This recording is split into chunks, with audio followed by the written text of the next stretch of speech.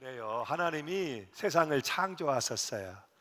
하나님이 세상을 창조하시고 맨 먼저 하신 일은 안식하신 거예요.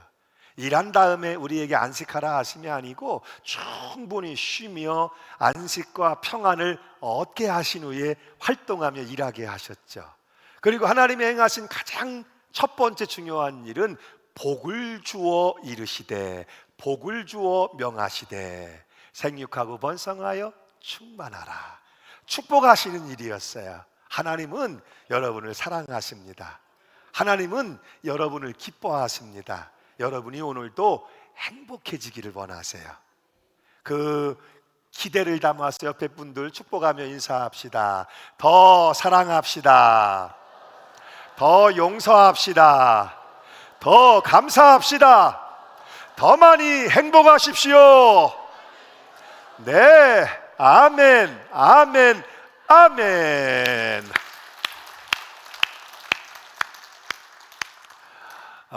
이 교회에는 헐문의 이슬의 시은의 내림같이 은혜가 임하게 하시고 은혜 받은 여러분들이 나가 일하는 일터의 그 모든 것들이 수고와 애씀이 가정으로 돌아와 가정이 더 많이 행복해지는 주의 복을 누리는 가정들로 지어지고 세워져 가게 하시기를 간절히 축복합니다. 아멘.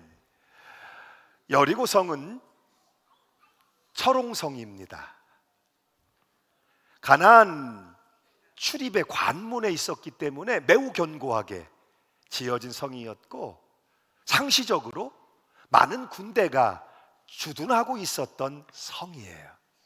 그런데 그 성을 여호수아와 이스라엘 백성들은 피 한 방울 흘리지 않고 그 성을 무너뜨렸고 그 성을 정복했습니다. 어떻게 가능했을까요? 하나님이 싸우시는 싸움이었고 하나님이 개입하신 전쟁이었기 때문이에요. 삽시간에 여호수아의 명성은 가나안 온 지경으로 퍼져나갔고 이스라엘 백성들의 사기는 말 그대로 하늘을 찌를 듯이 치솟았습니다. 어떤 대적을 만나도 여리고성을 무너뜨리고 나니까 이제 어떤 성, 어떤 대적과 싸워도 반드시 이기리라는 당연한 자신감과 확신으로 가득하게 되었죠. 그리고 이제 여호수아 이스라엘의 목표는 그 다음 성 아이성이었습니다. 그리고 이 아이성 전쟁 역시도 여호수아는 신중하게 준비합니다. 정탐꾼들을 파견하고 그리고 정탐꾼들이 돌아와 보고할 때에 그 보고를 듣습니다. 오늘 말씀이 시작되는 2절과 3절이죠. 큰 목소리로 함께 읽어봅니다. 시작. 여호수아가 여리고에서 사람을 베델 동쪽 베다웬 곁에 있는 아이로 보내며 그들에게 말하여 이르되 올라가서 그 땅을 정탐하라 하매 그 사람들이 올라가서 아이를 정탐하고 여호수아에게로 돌아와 그에게 이르되 백성을 다 올라가게 하지 말고 2-3천 명만 올라가소서 아이를 치게 하소서 그들은 소수이니 모든 백성을 그리로 보내어 수고롭게 하지 마소서 하므로 그 이름 그대로 이 성은 아주 작은 성, 연약한 성, 우리가 정복한 여리고성과 비교해보면 턱없이 작고 약한 성이니 우리가 다 올라갈 필요가 뭐 있겠습니까?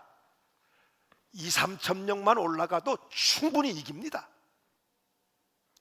이런 정탐꾼들의 말을 듣고 여호수아가 3천 명의 군사를 뽑아서 아이성에 올려 보낸 것이죠. 자, 그런데 여기에서 우리는 이전에 보지 못했던, 이전에 보이지 않았던 여호수아의 또 다른 모습을 보게 된다는 거예요. 이전에 여호수아, 모세가 죽고 하나님의 부르심을 받았을 때 여호수아는 철저한 하나님의 사람, 말씀의 사람으로 부름을 받습니다. 너는 마음을 강하게 하고 담대히 하라. 두려워 말며 놀라지 말라. 내가 너와 함께함이 아니냐. 내 의의 오른손이 너를 붙들어 주리라. 내가 말씀을 다 지켜 행하고 좌로나 우로나 치우치지 아니하면 네가 어디로 가든지 내가 너와 함께할 것이다. 여호수아는 철저히 말씀의 사람이 됩니다. 하나님의 음성을 듣고 하나님의 음성을 따르고 하나님의 음성에 의해 움직이는 사람이 됩니다. 그 엄청난 요단강을 건널 때에도 철저하게 하나님의 음성을 들었고 하나님의 음성을 따라 그 강을 건넜습니다. 여리고성 대적 앞에 펼쳐진 길갈에서도 하나님이 할례를 행하라 하시고 유월절 예배를 드리라 하실 때에도 인간적으로는 불가능해 보이지만 하나님이 말씀하시니 그 음성을 따라 순종합니다. 그리고 여리고성 전쟁은 어땠어요? 그 엄청난 전쟁 하루도 아니고 7일 동안 매일같이 돌며 철저하게 하나님의 말씀의 궤 언약궤를 중심에 두고 하나님의 음성을 따라서 움직였습니다. 그리고 상상도 하지 못했던 승리를 경험했죠. 그런데 여리고성 승리 이후에 여호수아는 하나님의 음성을 기다리지 않습니다. 하나님의 음성을 듣지 않습니다. 사람들의 말을 듣고 판단했고 결정했고 움직였다는 것이죠. 의도적으로 여호수아가 하나님의 말씀을 피하고 듣지 않았던 것은 아니었던 것 같아요.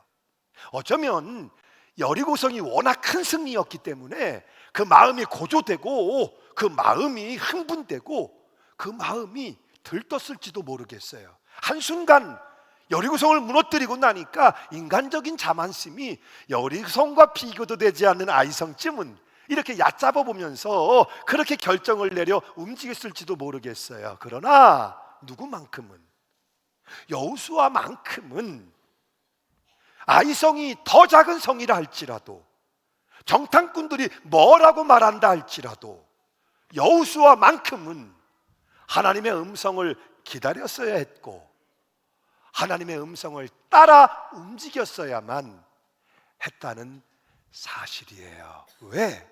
전쟁을 앞두고 있는 여호수아와 이스라엘에게 가장 중요한 건, 다시 더 중요한 건 하나님의 음성을 듣는 것이었기 때문이에요. 사랑하는 그리스도인들이요, 사랑하는 자녀들이요, 오늘 하나님을 믿는 하나님의 사람들에게 가장 중요한 것은 그 성이 크냐 작으냐가 아니고 사람들이 뭐라고 떠들며 판단하느냐가 아니고 하나님의 음성을 듣는 것, 이것이 최고의 지혜고 최고의 능력이고 승리의 원천이기 때문이에요.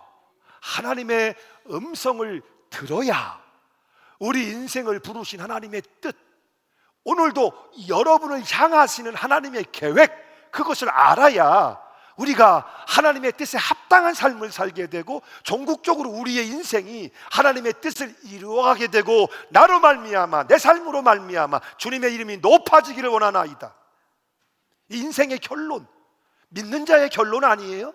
우리가 어떤 상황 가운데 어떤 부침과 어떤 씨름을 싸우며 살든지 그 인생의 결론이 나를 통하여, 나의 삶을 통하여 나의 하나님 주님의 이름이 높아지기를 원합니다. 그것을 이루는 최고의 방법이 거기서부터 시작되기 때문이에요. 하나님의 음성을 듣는 것. 여러분, 우리가 어떻게 하나님의 음성을 들을 수 있죠? 하나님 앞에 기도하는 거예요. 여러분, 기도한다는 것은 유희가 아니에요. 기도한다는 것은 노동입니다. 작업입니다. 영적인 노동이고 최고의 난이도가 심한 영적인 작업이에요. 성령님으로 내 심령을 가득히 채우는 일이고 내 삶을 이끌어 성령 안에 거하게 하는 거예요. 그러므로 기도할 때 하나님의 영, 성령님이 우리 안에 내주하시면 말씀을 깨닫게 되고 그런 분주함 가운데도 세미한 음성을 듣게 되고 감화 감동, 그런 뜻이에요. 성령님의 감화 감동하심이 우리 안에, 성령님이 주시는 감동, 감화, 깨달음, 그럴 때 우리가 믿음의 순종이 가능해지고 또 우리 삶에 은혜가 있고 감사하는 삶을 이루어갈 수가 있는 거예요. 나를 부르신, 나를 창조하신 하나님의 목적, 그것을 이루어가는 삶을 살게 되고, 할렐루야, 위기의 순간을 영광으로 바꾸는 은혜를 경험할 수 있게 되는 거예요. 사랑하는 여러분, 오늘 가정주일이라 우리 원로 성도님들 그리고 우리 사랑하는 자녀들이 이렇게 믿음의 3대가 함께 예배를 드리고 있어요. 얼마나 아름다운 모습입니까? 그런데 이 시간 여러분에게 이런 도전을 드려보고 싶어요. 아버지들이요, 어머니들이요, 나는 나이가 많은 사람이라 손주가 여럿이에요. 우리 아들, 딸들 다 가정 이루고 살아요. 그래도 아들, 딸인 거 맞잖아요. 여러분 사랑하는 자녀들을 두고 여러분의 최선이 무엇입니까? 여러분이 기도하면, 어머니가 기도하면 하나님이 그 기도 들으십니다. 기도하는 어머니의 자녀는 절대로 실패하거나 망하지 않는다. 이게 기독교 역사의 증거입니다. 하나님이 아비의 마음, 어미의 마음으로 기도할 때 그 기도를 아버지 되신 하나님이 들으신다는 것이죠. 여러분이 축복하면, 여러분의 자녀들을 위하여 축복하면 그들의 미래에 주께 힘을 얻고 시온의 대로가 열리고 주님 주시는 놀라운 소망들이 축복으로 이루어져 갈 것인데, 여러분 우리가 기도하기를 중단한다면, 기도하기를 멈춘다면 여러분 이건 너무나 불행한 일이고 너무나 안타까운 일일 수밖에 없죠. 이 한 가지를 기억하세요. 아버지가 기도하면 하나님은 그 머리 위에 축복을 부으십니다. 아브라함이 기도하니 이삭의 머리 위에 축복이 부어지잖아요. 이삭이 기도하니 야곱의 머리 위에 축복이 부어지잖아요. 야곱이 기도하니 요셉과 12지파 머리 위에 축복이 부어지잖아요. 아버지들이요, 여러분이 기도하면 아들과 딸들의 머리 위에 하나님의 축복이 부어집니다. 어머니들이요, 여러분이 기도하면 눈물 골짜기에서도 하나님이 자녀들을 기억하실 것이며 자녀들을 건져내실 것입니다. 교회도 다르지 않아요. 이 아비의 마음, 어미의 마음, 영혼을 살피고 영혼을 돌보는 교사들이요, 속장님들이요, 교회의 어른된 우리 권사님들, 장로님들, 그래도 우리가 때를 따라 기도하러 올라와야 되지 않겠습니까? 날마다 우리가 습관을 쫓아 기도하기 어렵다 할지라도 하나님의 음성을 듣고 주님의 몸된 교회와 사랑하는 가정을 위해 하나님 앞에 때때로 기도하러 올라오셔야 되지 않겠습니까? 그럴 때 하나님의 음성을 듣게 되고 하나님의 인도하심을 받게 되는 거예요. 자, 이 부분이에요. 오늘 이 부분에서 여호수아는 실패하고 있는 거예요. 이어지는 말씀이죠. 여러분 4절로 5절 우리 교회학교 어린이들만 한번 큰 목소리로 읽어봅시다. 선생님들과 함께 4절로 5절 함께 읽습니다. 시작.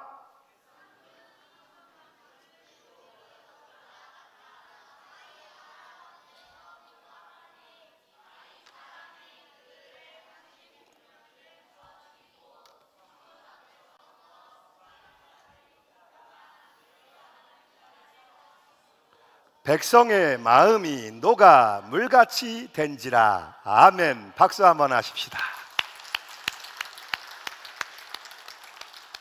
몇 명입니까? 3,000명. 그런데 싸워봤어요? 못 싸워봤어요? 제대로 싸워보지도 못했어요.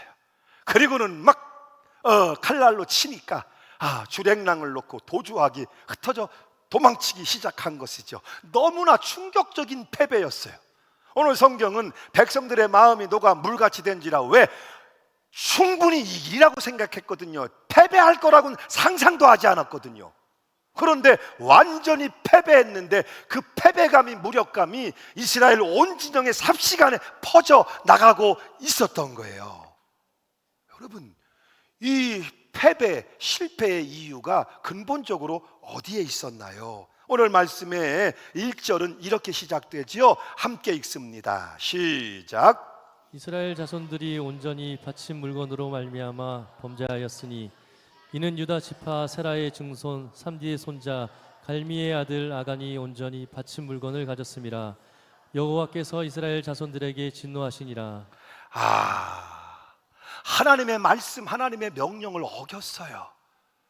여리고성을 점령했을 때 거기 살아있는 모든 것들을 진멸해라. 사람뿐만 아니라 짐승까지 진멸해라. 그들은 우상의 족속이요, 그들은 불신앙의 족속이요, 하나님의 심판을 받는 것이기 때문에 그 땅의 사신과 우상과 모든 부정한 것들을 다 진멸해야 된다. 그리고 전리품이 생길 것인데 그 전리품들은 거룩하게 구별해서 하나님의 곳간에 드려야 된다. 절대로 그걸 너희 집에 가져가면 안 된다.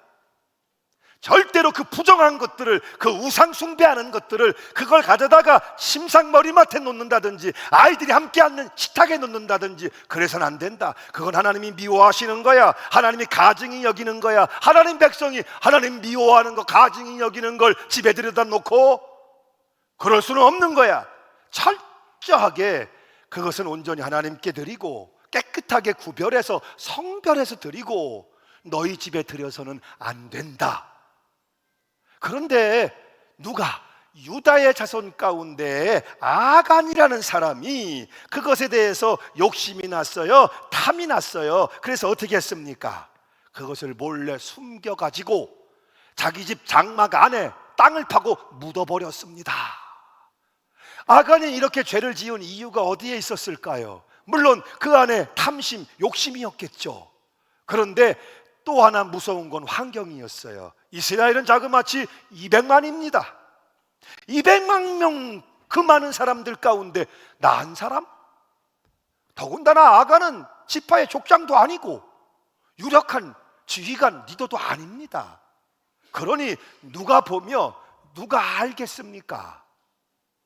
아간은 그 많은 백성들 가운데 눈에 띄는 포지션도 아닌 자기 자신을 볼 때 누가 이거 좀 슬쩍 했다고, 나 한 사람쯤이야 이거 훔쳐다 감췄다고 알 수 있을까? 하나님이 이걸 아실까? 그런데 어떻게 해요? 우리의 믿음은 하나님은 어디에나 계시고 하나님은 모든 것을 아시고 우리가 아플 때도 괴로울 때도 슬플 때도 눈물의 골짜기를 지날 때도 하나님은 거기 함께 계시듯이 범죄 현장에도 하나님은 계시고, 그러니까 여러분 우리가 부질없는 짓 할 거 없다는 거예요. 하나님은 속일 수 없어요. 하나님은 피할 수 없어요. 도망칠 수 없어요. 여러분 하나님의 선지자 요나를 기억하시죠? 하나님이 선지자 요나를 부르셨어요. 어디로 가라는 거예요? 원수의 나라 아수리의 수도 니느웨로 가라는 거예요. 거기 십수만의 백성들을 구원하기 위해 회개의 복음을 전파하라는 거예요. 싫었어요. 원수 나라로 가기 싫어요. 그들은 심판받았으면 좋겠고 멸망됐으면 좋겠어요. 그래서 어떻게 했어요? 도망칩니다. 배 타고 바다 건너편으로 가면 하나님이 어찌하실 건가? 하나님도 어쩔 수 없겠지. 그리고는 도망칩니다. 배를 타고 다시스로 가는 행의 배에 올라서 도망을 칩니다. 그런데 하나님이 그 요나를 쫓아오십니다. 폭풍의 수레를 타고 요나를 따라오십니다. 풍랑이 일고 배가 산산조각 깨져나가기 직전이 되니까 선원들도 선장도 막 물건을 내버리며 배를 띄워보려고 난리가 났습니다. 그런데 무슨 상관입니까? 요나는 배 밑창 가장 깊은 곳에 어두운 곳에 숨어서 누가 알랴? 그리고는 쿨쿨 잠에 빠져 있습니다. 결국은 선장이 와서 그 배의 모든 사람을 끌어냅니다. 요나도 불려 나오죠. 그리고 원인이 누구에게 있는지 제비를 뽑습니다. 제비를 뽑고 뽑는데 딱 요나가 제비를 뽑아 듭니다. 그 순간 요나는 충격적으로 알았겠죠. 도망치는 이 배에도 하나님이 계시는구나. 하나님으로부터 피할 자, 도망칠 자는 없구나. 회개하고 돌이키게 하시기 위해서 바람을 부르시고 풍랑을 일으키시고 제비에 뽑히게 하시는구나. 결국 그가 바다에 던져지지요. 요나가 원인이었어요. 맞았어요. 그리고 큰 물고기 뱃속에 들어갔는데 거기도 하나님은 계십니다. 여러분, 우리는 하나님께서 하나님으로부터 도망칠 수 없어요. 피할 수 없어요. 사람은 속일 수 있어요. 여러분 아닌 척하고 사람 한둘 정도는 속여 넘길 수 있어요. 그런데 하나님 앞에서 왜 우리가 부질없는 노력을 하냐고요. 속일 수 없는 분인데 내 모습 이대로, 여러분 이게 능력 아닐까요? 우리가 실수하지 않는 사람이 아니고 허물이 없는 사람이 아닌데, 그러나 우리 믿음의 능력은 하나님 앞에서만큼은 솔직하게 내 모습 이대로 나아갈 수 있고 용납하심과 보좌의 은혜로 앉아 계시기 때문에 하나님 앞에만큼은, 우리 어머니 앞에만큼은 그렇게 나가듯이 그저 눈물을 흘리며 어머니의 품에 안기듯이 하나님께로 나아가면 되는 거예요. 하나님의 명령을 들으세요. 하나님의 말씀에 귀를 열으셔야 해요. 나 한 사람의 회개가 공동체를 살리고 회복시키기도 하는 거예요. 반대로 아간, 괴로움이라는 뜻이잖아요. 아간 한 사람의 죄가 이스라엘 공동체를 괴롭게 만들기도 하는 거예요.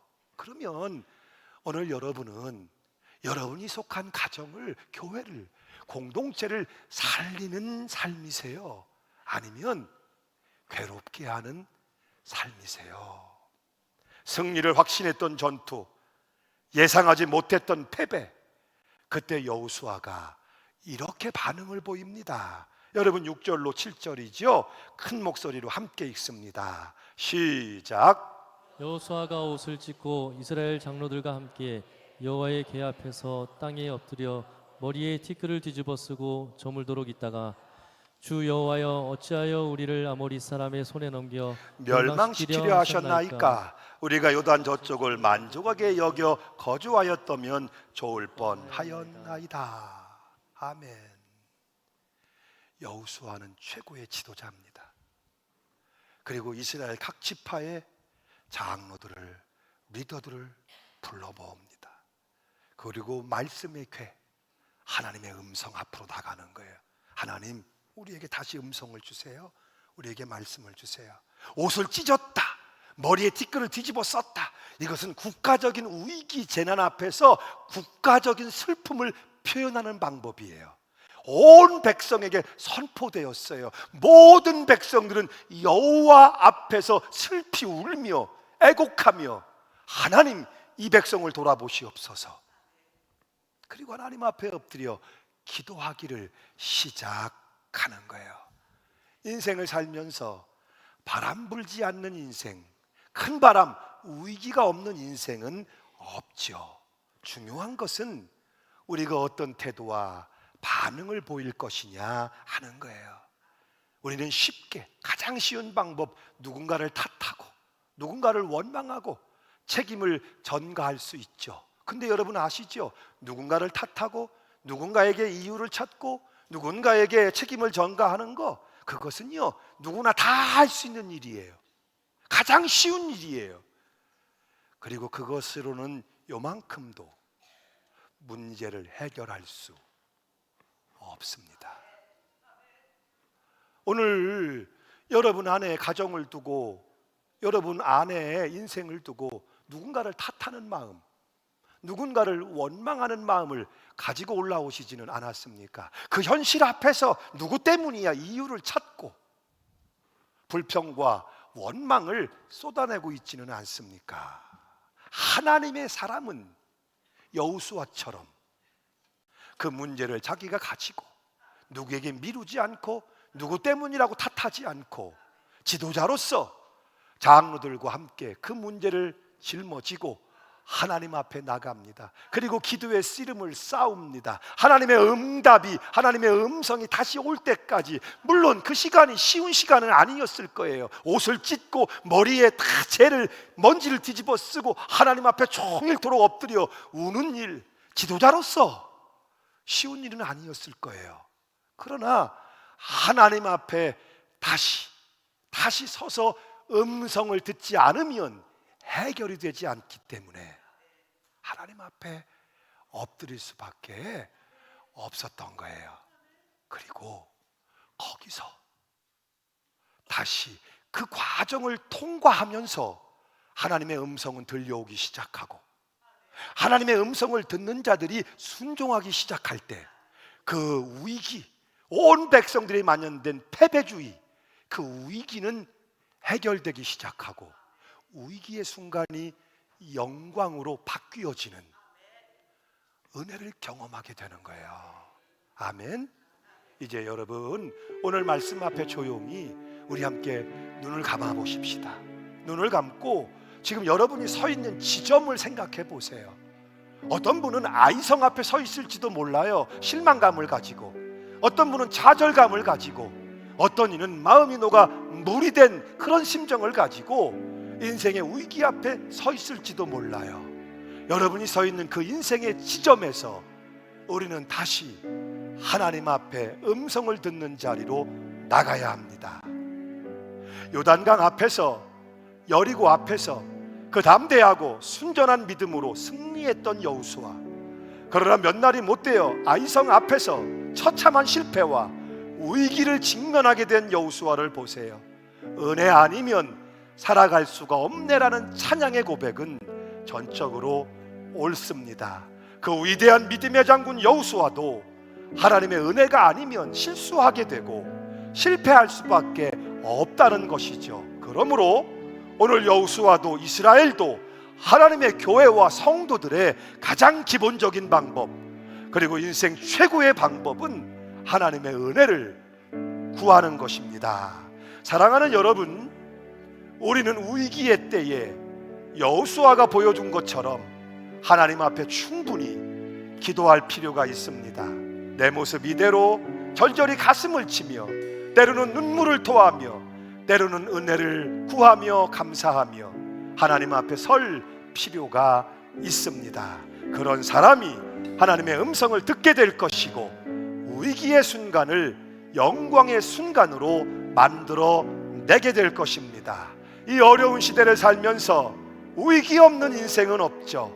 중요한 것은 그 위기의 순간을 영광으로 바꾸는 능력입니다. 그 능력, 그 은혜, 그 영광이 사랑하는 여러분에게 있기를, 여러분을 통해서 여러분의 가정에 있기를, 자녀들의 삶을 크게 축복할 수 있기를 간절히 소망합니다.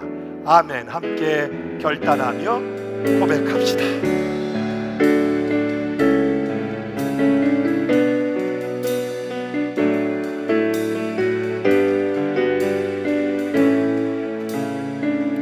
아멘. 은혜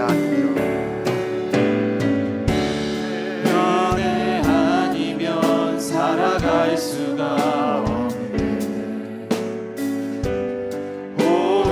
호흡마저도 다 주의 것이니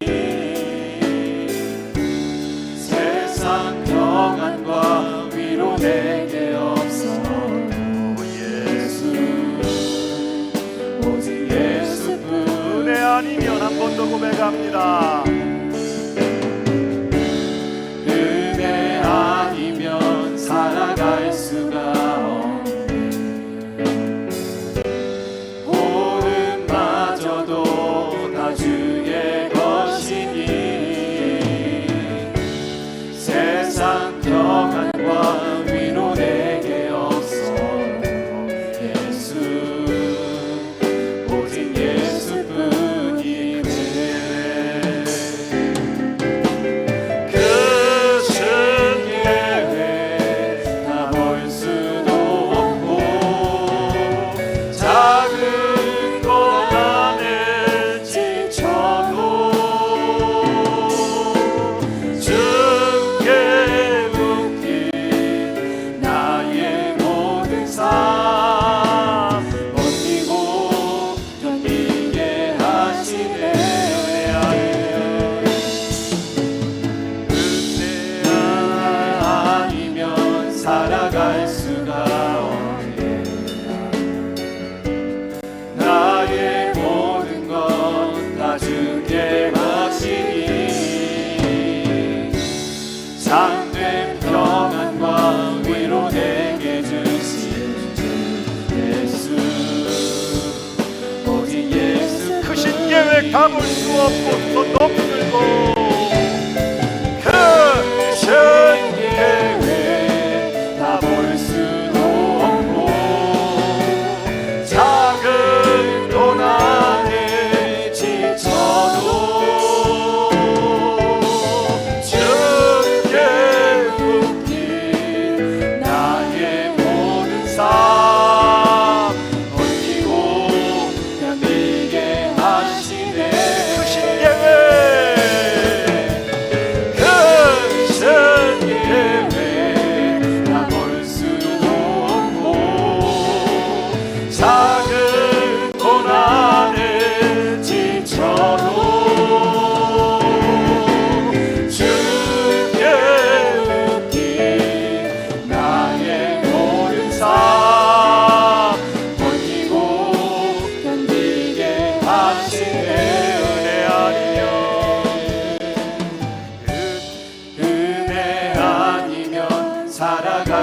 수가 없네.